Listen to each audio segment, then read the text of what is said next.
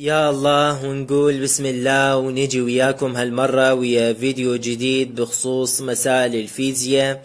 هواي طلاب قالوا لي رفاعي احنا الوزاريات هواي عندنا مال فيزياء مال مسائل سواء داخل القطر او خارج القطر، ونريد اهم مسائل الفيزياء او اهم افكار الفيزياء اللي ابو الوزاري مريده يطلع عنهن.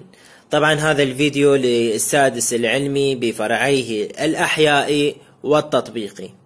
بالبداية أنوه على شغلة، الملف اللي نزلته مال الشرحيات اللي هو 20 ورقة فقط ويضمن الدرجة الكاملة، بشرط فهم المسائل اللي هسه راح نحكي عليهن. فرجاء لتظلون تسألون نفس السؤال، قلت لك درجة كاملة خلاص بشرط فهم المسائل.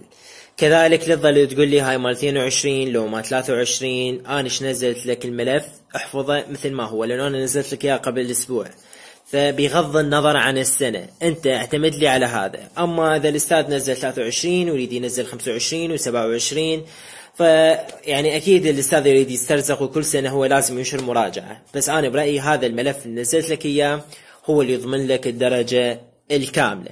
تمام.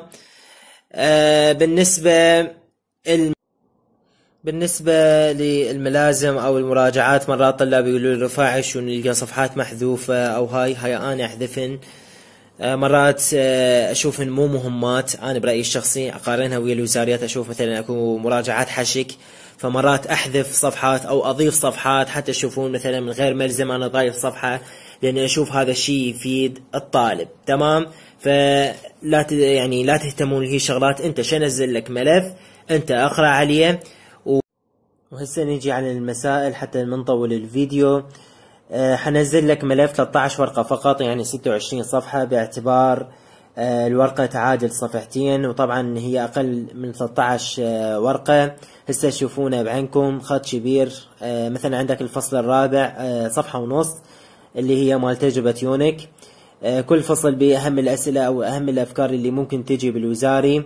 زين، شو يفضل تقرأوي هذا الملف إذا أنت سجاج وتخاف على مستقبلك وتريد يعني ما تنزل علمية نهائيا، تقرأ مسائل الكتاب ثم تقرأ الملف.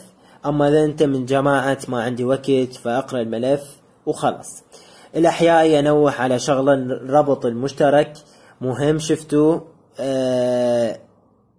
أوقف الربط المشترك، إجا العام.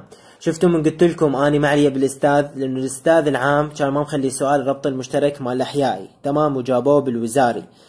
فأني من قبل كنت أنوه أنه المسائل الكتاب ينقرن ثم يقرأ الملف أو تقرأ المراجعة المركزة.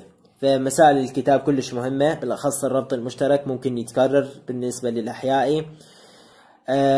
هسه راح تلقون انتم ملف بأول تعليق، تلقون اكو ملف مكتوب أحيائي واكو ملف مكتوب تطبيقي. انتم اثنين راح تفوتوا على نفس الرابط، بس راح تلقون ملفين، واحد مكتوب أحيائي وواحد مكتوب تطبيقي. ما عليكم بالصفحات المطفرة، لأنه أنا اختاريت لكم بس المسائل، عفت الشرحيات لأن هو الفيديو عن المسائل. تمام. كذلك اللي يريد الشرحيات فأنا راح أخليكم إياهن في أول تعليق للي يريد يشوفهن. قناتي في التليجرام اللي راح نزل بهن الملفات، اللي هي قناة رفاعي عبد الله.